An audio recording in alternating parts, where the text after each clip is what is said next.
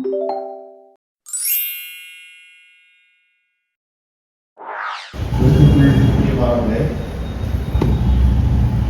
பிதாவாகிய கடவுளுக்கும் ஆண்டவராகிய இயேசு கிறிஸ்துவிற்கும் அனைவருக்கும் கிருபையும் சமாதானம் உண்டாவதாக. ஆமென்.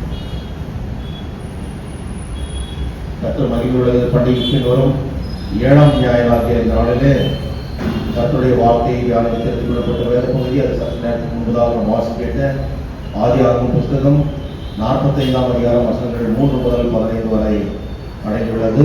இதற்கு ஒரு தலைப்பாக நான் தெரிந்து கொண்ட ஒரு தலைப்பு, reconciliation and the power of forgiveness.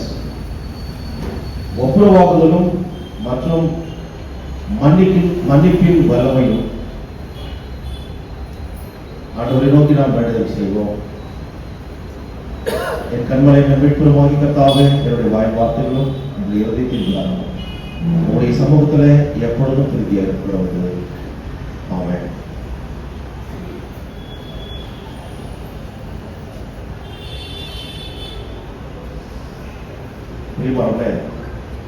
இந்த நாளின் செய்தியிலே 45ஆம் அதிகாரம் வசனங்கள் 3 15 வரைக்கும் பார்க்கின்ற போது 3ஆம் வசனத்தில் யோசேப்பு தன் சகோதரரை பார்த்து, நான் யோசேப்பு, என் தகப்பனார் இன்னும் உயிரோடு இருக்கிறாரா என்றான்.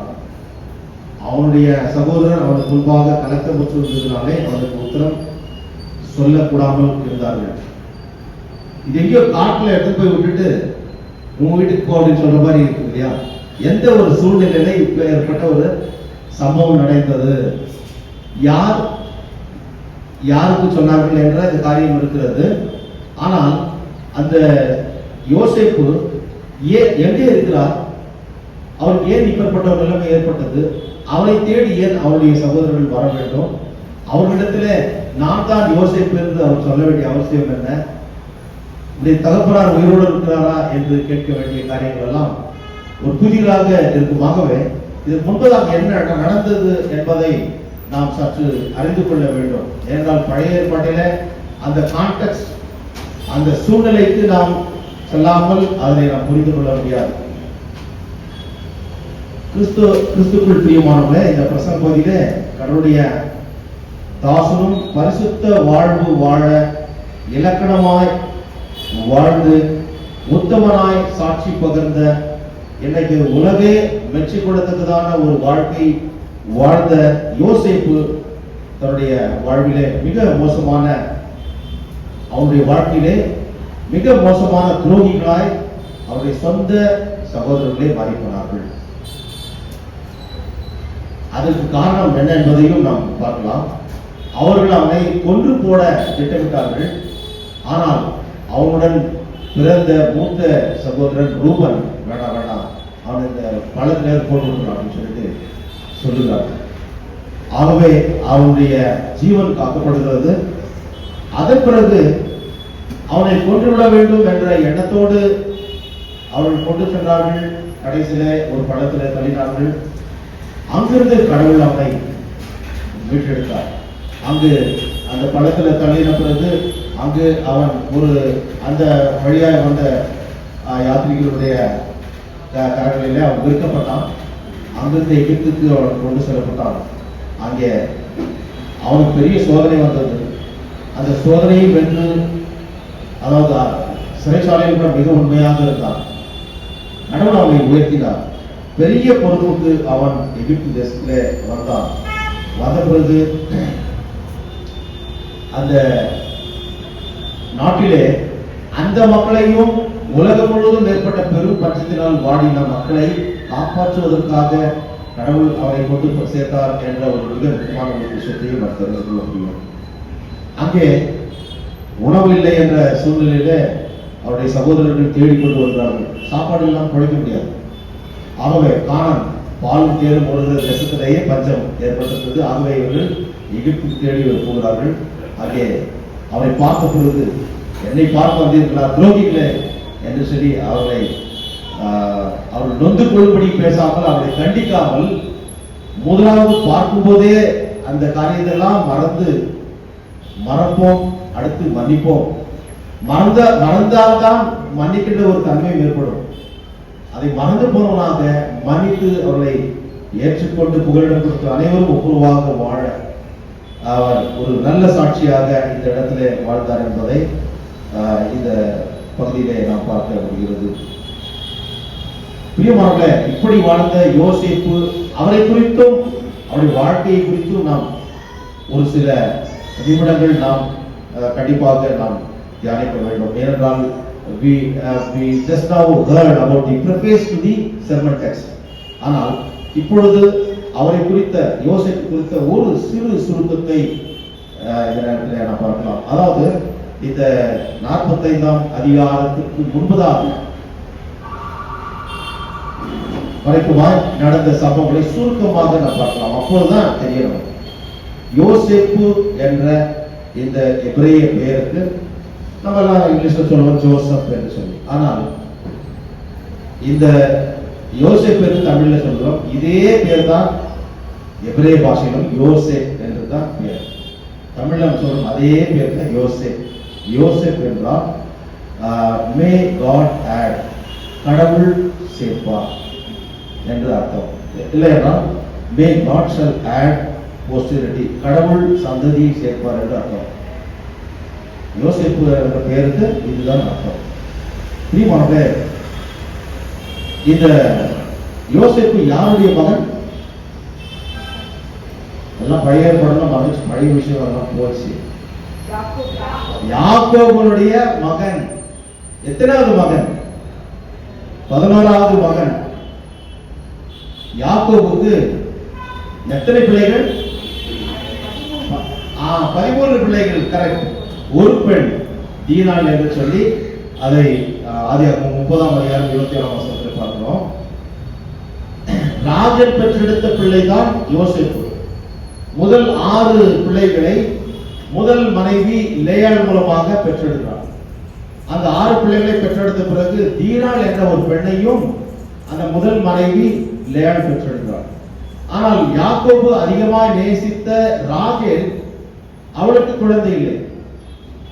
ஆகவே அவளுக்கு வேதனை ஏற்படுகிறது. எனக்கு பிள்ளை இல்லை என்றால் என்ன இது?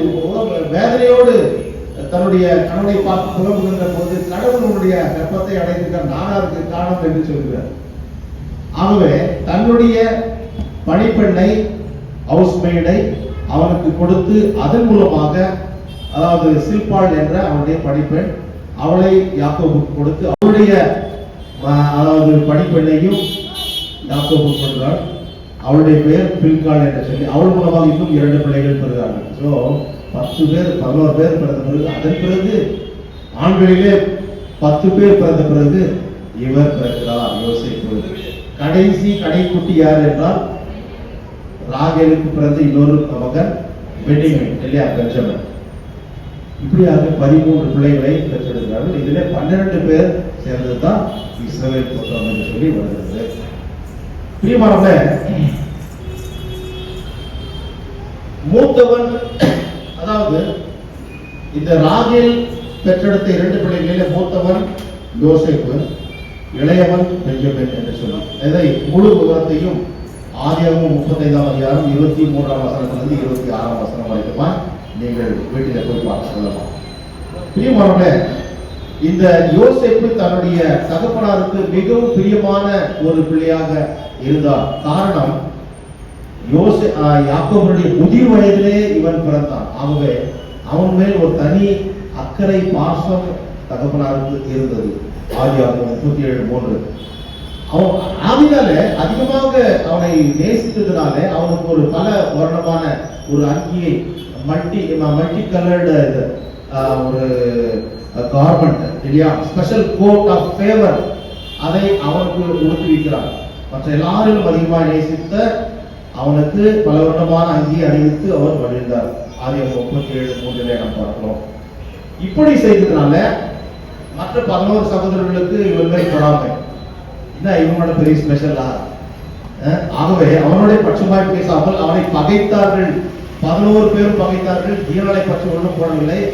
ஒருவனை அவருடைய செயல்கள் மறைக்கப்பட்டிருப்பது எதுவும் பேசப்படவில்லை. ஆகவே அதை விட்டு விடுவோம். ஆனால் மற்றவர்கள் எல்லாரும் யோசேப்பை பகைத்தார்கள். ஆதியாகமம் 37:4 இருக்கிறது. யோசேப்பு ஒரு சொப்பனம் கண்டு அந்த சொப்பனத்துல இவருடைய சகோதரர்கள் எல்லாம் இவருக்கு முன்பாக விழுந்து வணங்குவதை போன்ற ஒரு காரியத்தை சொன்னவுடன் இன்னும் அவர்களுக்கு கோபம் தலைக்கு ஏறி இவனை அதிகமாக வெறுக்க ஆரம்பித்தார்கள், அதிகமாய் வெறுக்க ஆரம்பித்தார்கள். ஆதியாகமம் 37:5. ஒரு நாள் என்ன ஆகுதுன்னா, யாக்கோபு தன்னுடைய மகன் யோசேப்பு இடத்துல சொன்ன, அவர்கள் எல்லாம் மேய்ப்பர்கள் போய் ஆடு மேய்ச்சலுக்குள்ள போயிட்டு பார்த்துனோட அப்படா சொல்லி அனுப்புறாரு. அப்ப போகிற போது அவன் வருகிறான், சொப்பனக்காரன் வருகிறான், அவனை பிடித்துக் கொள்ளலாம், பிடித்துக் கொண்டு அவனை கொன்று போடலாம் என்று சொல்லி எல்லா சகோதரர்களும் சேர்ந்து அவனை பிடித்து கொன்று போட திட்டமிடுகிறார்கள். ஆனால் அவருடைய மூத்த சகோதரர் யாரு? ரூபன் மூத்த சகோதரன். அவன் சொல்றாயே வேணாம், அவனை கொல்றது வேணாம், பெரிய பள்ளம் இருக்குதாங்க, அவன் மேல ஏறி வரவே முடியாது, எதுக்கு நம்ம கண்ணில் பார்க்கணும் அவனை கொண்டு போறத, அவனே எப்படியா செத்து போயிடுவான் தண்ணி இல்லாம அந்த இடத்துல இருந்துச்சு. ஆகவே அங்கே அந்த பள்ளத்தில் அவர்கள் தள்ளிவிடுகிறார்கள். பிரியமானவர்களே, யோசேப்பை அவர் சகோதரர்கள் அதிகமாய் வருத்துகிறால தண்ணீர் இல்லாத ஒரு பெரிய பள்ளத்தில் தள்ளிவிட்டார்கள் என்று சொல்லி ஆதியாகமம் 37:26 பார்க்கிறோம். அடுத்தது மீதியானியர் அந்த பக்கத்துல வர்றவங்க என்ன பண்றாங்க, அவனை எடுக்கிறார்கள். அவர்கள் தான் எடுக்கிறார்கள் மீதியானியர்கள். அவர்கள் வேறு அதாவது டிரைபை சேர்ந்தவர்கள். அவர்கள் எடுத்து இஸ்மவேலருக்கு அந்த பகுதியாக வருகின்ற இன்னொருத்தருக்கு 20 வெள்ளி காசுக்கு விற்று போடுகிறார்கள். ஆதியாகமம் 37:23 பார்க்கிறோம். அந்த இஸ்மவேலர் என்ன பண்றாங்க, எகிப்துக்கு கொண்டு போகிறார்கள். எகிப்து தேசத்துக்கு கொண்டு போய் அங்கே அதாவது பார்வோனுக்கு பிரதானியா இருக்கின்ற போத்திபார் என்பவனுக்கு விற்று போடுறாங்க. எவ்வளவு இடத்துல வித்து போடுறாங்க. அவன் ஒரு பொருட்டே இல்லை. Is just like a barter system இல்லையா? அந்த பொருள் பண்ண மாற்று போல அவளை விற்று பணத்தை பெற்றுக் கொள்கிறார்கள். அங்கே போன பிறகு அவன் கர்த்தருக்கு பிரியமாய் நடந்தான். பிரியமானவர்களே, அந்த போத்திபார் அவரை மிக நல்ல விதமாக நடத்தினார். அவனுடைய நல்ல நடத்தி பார்த்து அந்த நாட்டிலே அவன் ஒரு நல்ல நிலைக்கு வரும்படியாக இந்த போத்திபார் உதவி செய்தார். பார்வோனிடத்திலும் நல்ல பெயர் அவன் கிடைத்தது. ஆனால் இதை பயன்படுத்தி போத்திபாருடைய மனைவி அவனிடத்திலே தவறாக நடக்க முயன்றாள். அவனை வசியப்படுத்தி அவனிடத்துல சேர வேண்டும். யோசேப்பு மிக அழகான தோற்றத்தை உடையவர். ஆகவே அந்த வாலிபரிடத்துல தன்னுடைய இச்சையை தீர்த்துக் கொள்ள வேண்டும் என்று சொல்லி போத்திபாருடைய மனைவி முற்படுகிற போது, இந்த பாவத்தை செய்ய மாட்டேன் கர்த்தருக்கு பயந்து அவன் அந்த இடத்தை விட்டு ஓடி போனான். ஒரு பரிசுத்தத்திற்கு ஒரு எடுத்துக்காட்டு என்றால் யோசேப்பு தான். அங்க இருந்ததான பிரச்சனை.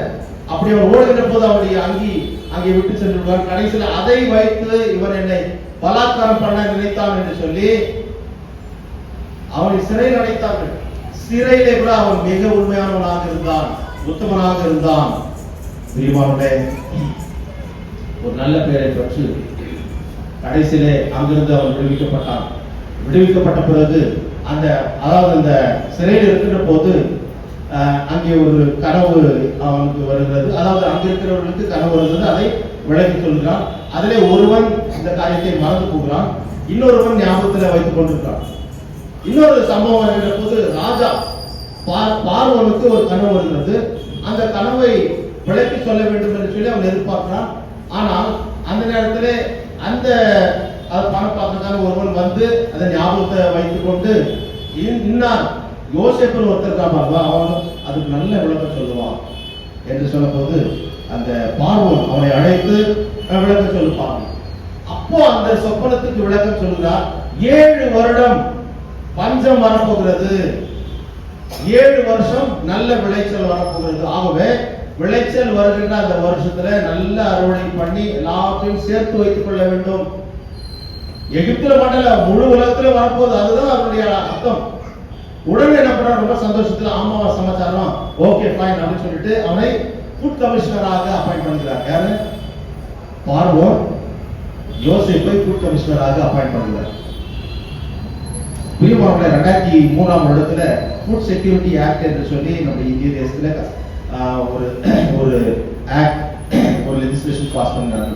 எல்லாருக்கும் உணவு வேண்டும், ஒரு மனுஷனும் சாப்பிடாமல் இருக்கக்கூடாது என்ற ஒரு எண்ணத்தோடு செய்யப்பட்டது. இங்கே கூட உலகில் உள்ள எல்லா மக்களும் காக்கப்பட வேண்டும் என்பதற்காக இந்த சொப்பனத்திற்கு விளக்கம் சொன்ன யோசேப்பை ஃபுட் கமிஷனராக அங்கே நியமிக்கிறதை பார்த்தோம். பிறகு அவர் உயர்ந்த ஸ்தானத்திற்கு வந்து நாட்டினுடைய பிரதம மந்திரியானார். ஆதியாகமம் 41 அதிகாரம் 37 57 வரை வீட்டில போய் படித்துக் கொள்வோம். பிரியமானவர்களே, இவ்வளவு பெரிய விளக்கம் சொல்றது தான் நம்ம இது மெசேஜுக்கு போறோம். யோசேப்பினுடைய இன்னொரு பெயர் இருக்கிறது. அவங்க என்ன பெயர் என்ன சொல்லுமா? சாப்னாத் பனேயா. மீனிங் என்ன என்றால் ரிவீலர் ஆஃப் சீக்ரெட்ஸ். அதாவது சாப்னாத் பனேயா என்றால் ரிவீலர் ஆஃப் சீக்ரெட்ஸ், அதாவது ரகசியங்களை விளக்கி சொல்லுபவர். ரகசியங்களை, அதாவது சொப்பனங்களை விளக்கி சொல்றதுல. அடுத்து நரிஷர் ஆஃப் தி லிவிங் ஒன், எல்லாரையும் போஷிக்கிறவர். எல்லாரையும் போஷிக்கிறவர். அந்த பேருக்கு தகுந்த பேரை தான் வச்சார். யார் இந்த பேரை வச்சிருக்க? பார்வோன் அந்த பேரை வச்சார். Very good, very good. பிரியமானவர்களே, இப்போது எல்லா இடத்திலும் பஞ்சம் பஞ்சம் எல்லா இடத்திலும் தலைவலி தாழ்வுகள். எல்லா தேசத்தில் இருக்கிற மக்களும் எகிப்தை நோக்கி வருகிறார்கள், யோசேப்பை தேடி வருகிறார்கள். அங்க எல்லாருக்கும் அவன் தானியத்தை கொடுத்து அவனுடைய கருணை உள்ளத்தை காட்டுறான். இன்னொரு பக்கம் அவனுடைய லேண்ட் எல்லாம் கொடுத்துருவான், அதை பிளட்ஜ் பண்ணுவது கொடுக்குறான் அப்படின்னு சொல்லி. சோ பார்வன் பெரிய ராஜாவாக ஆகிறதுக்குதான ஒரு சூழ்நிலை ஏற்படுகிறது. அப்படி தன்னை நாடி வந்த ஒரு கூட்டத்துல அவருடைய சகோதரர்களும் உண்டு.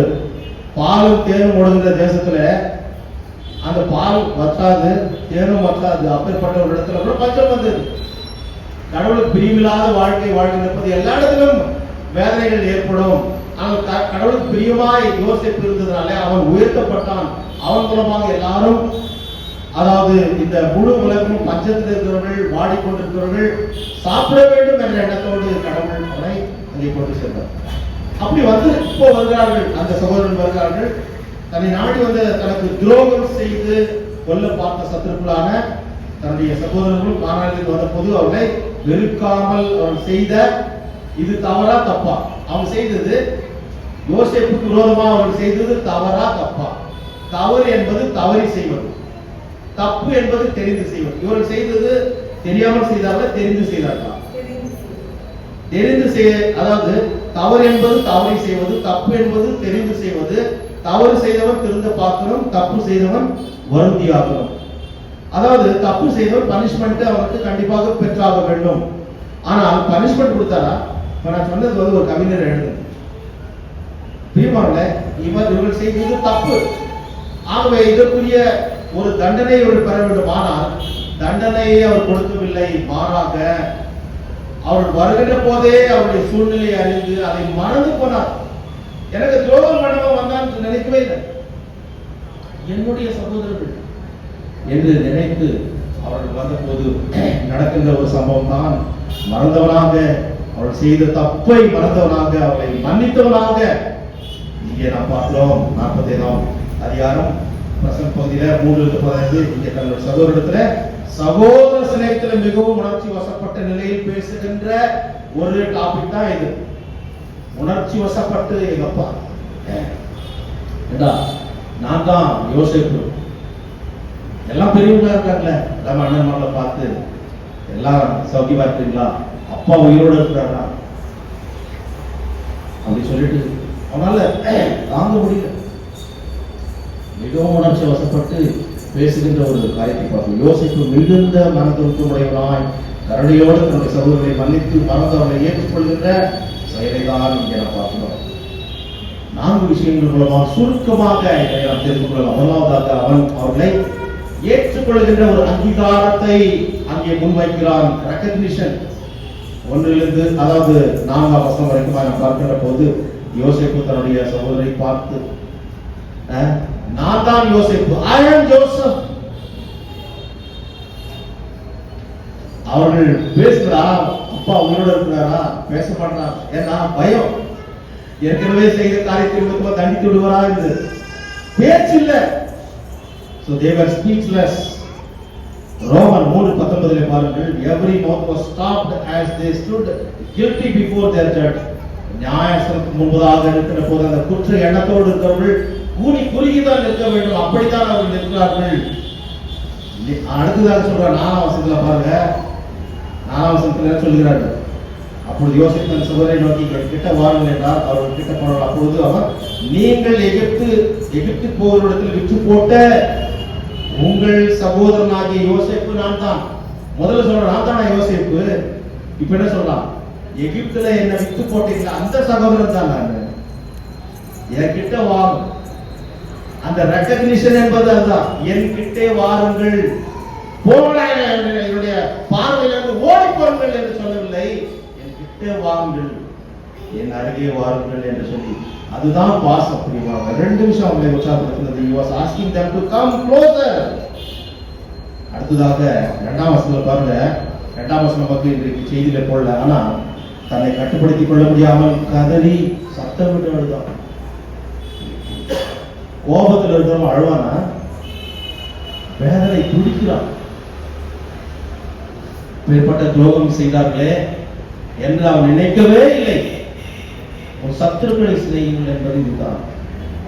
இன்றைக்கு நம்ம வாசி கேட்ட லூக்கா சுவிசேஷத்துல ஆண்டவராகிய இயேசு கிறிஸ்து மலைப்பிரசங்கத்துல சொல்லுகிற போது சொல்லுகிற ஒரு காரியம் லூக்கா 6:27-38 வரை பார்க்கிறப்போது, சத்துருக்களை செய்யுங்கள், உங்களை துன்பப்படுத்துவதற்காக நீங்கள் வேண்டுதல் செய்யுங்கள் என்று சொல்லி. அப்படி போலவே அவன் செய்த துரோகத்தை மறந்து விட்ட நிலையிலே அவனை மன்னித்து விட்டு அங்கீகாரம் கொடுத்தவர்களை ஏற்றுக்கொள்ளும் ஒரு பண்பை இங்கே நாம் பார்க்கிறோம். இரண்டாவதாக இங்கே பார்க்கின்ற போது reassurance. First recognition, second one is reassurance. 5-8 வரை பார்க்கின்ற போது மன்னித்து ஏற்றுக்கொள்ளுகின்ற, திரும்ப உறுதி செய்கின்ற ஒரு காரியம் ரீஅஷூரன்ஸ். உங்களை நான் ஏற்றுக்கொண்டேன் என்பதற்கு அடையாளம் என்ன? பயத்துல அவங்க எதுவும் பேசவே இல்லை இல்லையா? 5ஆம் வசனத்துல அங்கே நாம் பார்க்கிறோம், என்னை இவ்விடத்தில் விற்று போட்டதினால் நீங்கள் சஞ்சலப்பட வேண்டாம். என்னை விட்டுட்டீங்க வா, அதுக்காக நீங்க வேதனைப்படாதீங்க. எனக்கு தெரியும், நீங்கள் சஞ்சலப்பட வேண்டாம், அது உங்களுக்கு மிஸ்ரமாயும் இருக்க வேண்டாம். நீங்க எதோ நினைக்கிறீங்க, இது இல்ல. கடவுள் உங்களையும் என்னையும் காப்பாற்ற வேண்டும் என்பதற்காக, ஜீவரட்சணை செய்ய வேண்டும் என்பதற்காக என்னை உங்களுக்கு முன்னே அனுப்பினார். அப்ப என்ன சொல்றான்னா, அன்பு திரளான பாவங்களை மூடும் என்பது இதுதான். அவள் செய்த அந்த பாவம் நீங்க பாவமே செய்யல என்று சொல்லி அவன் என்ன பண்றான்? கடவுள் அனுப்பினார், நீங்க என்ன இந்த மாதிரி தொட்டுலப்பா.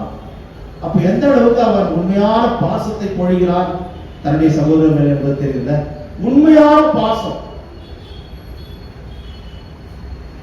பூரண அன்பு பயத்தை போர்வே சொல்லணும். நீ கிட்ட வா, நான் ஒண்ணும் பண்ண மாட்டான் உங்களுடைய சகோதரர். எனக்குதான் நீங்க துரோகம் பண்ண, நீ பண்ணலன்னு சொல்றான். நீங்க வருத்தப்படாதீங்க, வேதனைப்படாதீங்க, சஞ்சலப்படாதீங்க. நீங்க இல்லடா என்னை அனுப்புறது, ஆண்டவர் தேவனாகிய கர்த்தர் என்னை அனுப்பினார். நானும் காக்கப்பட வேண்டும், இந்த பஞ்சத்துல காக்கப்பட வேண்டும், நீங்களும் காக்கப்பட வேண்டும், முழு உலகமும் காக்கப்பட வேண்டும். கடவுள் அனுப்பினார். ஆகவே நீங்கள் கவலைப்படாதீர்கள், ஜீவரட்சணை செய்யப்படுகிற தேவனை உங்களுக்கு முன்னே அனுப்பினார். தேசத்துல ஏற்கனவே 2 வருஷம் பஞ்சமா இருக்குது, இன்னும் 5 வருஷம் பஞ்சம் வரப்போகுது. நீங்க ஒன்னும் கவலைப்படாதீங்க. 6ஆம் வசனத்துல 7ஆம் வசனத்துல, பூமியிலே உங்கள் வம்சம் ஒழியாமல் இருக்க உங்களை ஆதரிக்கிறதற்காகவும் பெரிய ரட்சிப்பினாலே உங்களை உயிரோடு காப்பதற்காகவும் தேவன் என்னை உங்களுக்கு முன்னமே அனுப்பினார். எவ்வளவு அழகா சொல்றாருல்ல? எல்லாரையும் காப்பாற்ற ஒரு ரட்சகராக கடவுள் என்னை முன்னமே தேர்ந்தெடுத்து என்னை அனுப்பினார் சொல்றார். நீங்கள் செய்த தப்பிதத்தினால என்றல்ல. அப்ப எந்த அளவுக்கு மன்னிக்கிற ஒரு குணம் பேதுரு இடத்துல ஆண்டவர் கேட்கிற போது, பேதுரு ஆண்டவர் கேட்கும், எவ்வளவு தரம் மன்னிக்கலாம்? ஏன் 70 தரம் மன்னி என்றார்? அப்படின்னா கணக்கில்லாம மன்னி என்றார். அதற்கு இலக்கணமான அருமையான கடவுளுடைய தாசன் யோசேப்பை இங்கே நாம் பார்க்கிறோம். யோசேப்பு தன் சகோதரர்களை பயத்தில் குற்றம் நிறைந்த இருதயம் குறுக்குறுகிற நிலையிலே அவர்களை தேற்று மனமாக பேசுகிறார். Encourage them with words that came from a loving and a forgiving heart. மன்னிக்கின்ற இருதயத்திலிருந்து வந்த வார்த்தைகள், மனதை தொடுகின்ற ஒரு வார்த்தைகள், அரவணைக்கும் அன்பு. முதலாவதாக பார்க்கின்ற போது மன்னிக்கும் அன்பு, இது அரவணைக்கும் அன்பு. ரோமர் 8:28 நாம் பார்க்கிறோம். எனது படிகள் அங்கே பாடுகளை உண்டு பண்ணும்படியாக இவர்கள் செய்கிறார்கள், ஆனால் கடவுள் அதற்கு சாதகமாக மாற்றினார் என்று சொல்லி படிக்குமா? ரோமர் 8:28. கடவுளிடத்தில் அன்பு கூறுகிறவர்களுக்கு, அதாவது அவர் தீர்மானத்தின்படி அழைக்கப்பட்டவர்களுக்கு சகலமும் நன்மைக்கு ஏதுவாக அவர் செய்கிறார் என்பது நமக்கு தெரியும். தவறு செய்ய நினைத்தார்கள், அவன் எப்படியாவது போட்டோம், ஒழிஞ்சு போட்டோம் நினைச்சார்கள். ஆனால் கர்த்தரை நம்பியிருக்கிற அவனை கர்த்தர் அதை காப்பாற்றுகிறார், உயர்த்துகிறார்.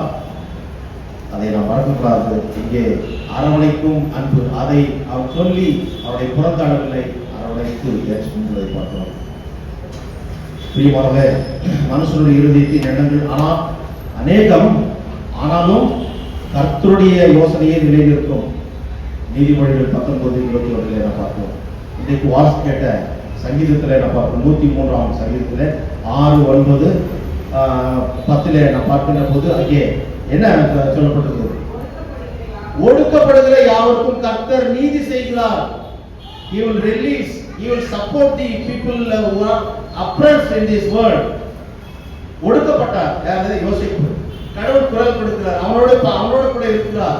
அடுத்ததாக 9ஆம் வசனத்தில் பாருங்கள் பிரியமானவர்களே, யோசேப்பு அதே காரியத்தை செய்கிறார்.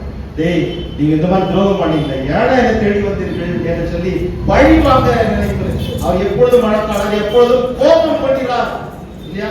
கடவுள் எப்பொழுதும் கோபம் பண்ணுகிறார், மனதில் இருக்கும்படியே கடவுள். அடுத்து 10ஆம் வசனத்தில் பாருங்கள், நீயும் நானும் செய்த பாவத்திற்கு தக்கதாக அவர் நமக்கு சரி கட்டாமல் தண்டனை கொடுக்காமல் நம்மை அவருடைய கிருபையினாலே வைத்திருக்கிறார். அதே போலதான் யோசேப்பும் கூட அவர் செய்த அந்த தவறுக்கு உரிய தண்டனை கொடுக்காமல் மன்னித்தார். இது நாங்க எப்படி பார்க்கிறோம்னா, ஆண்டவராகிய இயேசு சிலுவையில் தொங்கிக் கொண்டிருந்த போது அங்கே வேண்டும் என்று அவர் விரோதமாக எழுப்பி அவரை கொலை செய்ய வேண்டும் என்ற எண்ணத்துல சிலுவையில் அறைந்தவர்களை பார்த்து, பிதாவே அவர்களுக்கு மன்னியும், தாங்கள் செய்கிறது இன்னதென்று அறியாதிருக்கிறார்கள் என்று ஜெபித்தார். அதே போலதான் யோசேப்பு கூட மன்னித்தார். Joseph exhibits God's divine character and the corresponding action in his life. கடவுளுடைய குணாதிசயத்தை சும்மா சொன்னா போதாது, அதை காட்ட வேண்டும், செயலிலே காட்டினார். மூன்றாவதாக ரீலொகேஷன், அரவணைத்து மனமாற்றம் செய்த ஒரு இடமாற்றம், அரவணைத்து ஏற்றுக்கொண்ட ஒரு அன்பினாலே, நீங்க போப்பா, போயிட்டு அப்பா சொல்லு, அப்பாவை கொன்னது, இங்க நீங்கள் சுகமா இருக்கலாம், கோசேன் என்ற இடத்துல என் கண்ணெதிரிலே நீங்க நல்லா சந்தோஷமா இருக்கலாம், உங்களுக்கு தேவையானது எல்லாத்தையும் நான் செய்வேன். 11ஆம் வசனத்திலிருந்து 9 13 வரைக்கும் பார்க்கின்ற போது உங்களுக்கு தேவையானது எல்லாத்தையும் நான் செய்வேன். இங்க ஏன்னா யோசேப்பு தான் முழு தேசத்திற்கும் அதிபதி. பாருங்க அந்த 8ஆம் வசனத்துல, பார்வோனுக்கு தகப்பனாகவும் அவர் குடும்பம் அனைத்திற்கும் கர்த்தராகவும் எகிப்து தேசம் முழுவதற்கும் அதிபதியாக வைத்தார். So he is the one and only person greatly elevated by God. Yeah. அந்த தேசத்துல அவன் என்ன சொல்றானோ நடக்கும். இங்கே தன்னுடைய குடும்பத்தாரும் தன்னுடைய நேரடி பராமரிக்கும் வாழ யோசே நாட்டிலே வாழ அவர் அழைக்கிறார். 11ஆம் வசனத்துல, வறுமையின்றி புசித்து இளைப்பாறவும் பராமரிப்பும் செய்த யோசேப்பின் அரவணைக்கும் அன்பு. கடைசியாக பார்க்கிற போது ரெகன்சிலியேஷன், மன்னிப்பு மாத்திரமல்ல, ஒப்புரவாகுதல். எல்லாரும் சேர்ந்து நம்ம வாழலாம். இனி இந்த பகைமை உணர்ச்சியோட நம்ம இருக்கக்கூடாது. மறுபடியும் நம்ம ஒப்புரவாகுதல், அந்த மிக முக்கியமானது ஒப்புரவாக்கும் அன்பு. Joseph expresses a true love, acceptance and forgiveness. அதை எப்படி காட்டுகிறார்? தன்னுடைய சகோதரர்களை அவர் கட்டி தழுவி அணைத்துக் கொள்கிறார். ஓர் அழுவர். முதலாவது தன்னுடைய சகோதரன், உடன் பிறந்த சகோதரன் யார்? பெண்ணியன். அவனை கட்டி பிடித்து அழுகிறார். அடுத்து மற்ற சகோதரர்களையும் பாகுபாடு காட்டல. Is impartial. கடவுளை போல எல்லாரையும் நேசிக்கின்ற ஒரு அன்பு. ஒப்புரவாகுகிறார். கட்டி பிடிச்சு அவன் கட்டி பிடிக்கணும்னு எதிர்பார்க்கலையே. அவன் எப்படி வந்து கட்டி பிடிப்பான்? அவன் காலில் விழலாம், காலில் விழுந்து அதெல்லாம் ப்ரீவியஸ் சாப்டர்ஸ் எல்லாம் படிச்சுட்டார். எதனாலும் பண்ண வந்தார்கள், எதையுமே எடுத்துக் கொள்ளவில்லை. இவன் எல்லாத்தையும் கொடுத்து அனுப்புகிறான். இதுதான் ஒப்புரவாகுதலின் அன்பு. தெரியவரப்பே ஆண்டவராய் இயேசு கூட மத்தியஸ்தராய் சிலுவையிலே கடவுளுக்கும் நமக்கு இருந்த அந்த பகைமுணர்வை தகர்த்து போட்டு நம்மை ஒன்று சேர்த்தார். யோசேப்பு போல அந்த ஒப்புரவாகுவதை நாமும் பார்க்கிறோம். இன்றைக்கு வாசிக்கிட்ட இந்த சுவிசேஷத்தோட லூக்கா 6:27 ஒரு சத்துருக்களை சிநேகியுங்கள், 27ஆம் வசனத்துக்கு ஒரு சத்துருக்களை சிநேகியுங்கள், உங்களை நிந்திக்கிறவர்களுக்காக துன்பப்படுத்துகிறவர்களுக்கு ஜெபம் பண்ணுங்கள். அதே உங்களை சத்துருக்களை சிநேகிகள் என்ற வசனம் 35ஆம் வசனத்தோடு இருக்குது. ஆகவே பிரியமானவர்களே, செய்ய வேண்டிய காரியம் என்ன? யார் நமக்கு சத்துரு? யார் நமக்கு சத்துரு? கடைசி பட்சம் உங்கள் வீட்டாரே உங்களுக்கு சத்துரு இருக்குது. அதனால அவர்களை சிநேகிக்க வேண்டும் என்று சொல்லி அதுக்காக போயிட்டு நீங்க சத்துரு போல பார்க்காதீங்க. சத்துருவா எழுப்பின இந்த காரியங்களெல்லாம் சொல்லப்படுகிற போது அதை குறித்து கொண்டு யோசிப்பை போல அன்பு காட்ட வேண்டும் என்பதுதான் நம்மிடத்துல கடவுளை எதிர்பார்க்கின்ற ஒரு காரியம். நமக்கெல்லாம் ஒரே ஒரு சத்துரு என்றால் பிசாசு தான். அவன் தான் சத்துரு. மற்றவர்களெல்லாம் அவருடைய உள்ளங்களிலே சத்துருக்கள் போன்ற எண்ணம் வருகிற போது சத்துருவை விரட்ட வேண்டும் என்று அவர்களுக்காக ஜெபிக்க வேண்டுமே தவிர அவர்களுக்கு இடத்துல அன்பு காட்ட வேண்டுமே தவிர அவளை வெறுக்க கூடாது. வெறுத்திருந்தால் அவருடைய நிலைமை என்ன? செத்து போயிருப்பார்கள். அவருடைய தந்தையோடு கூட செத்து போயிருப்பார்கள்.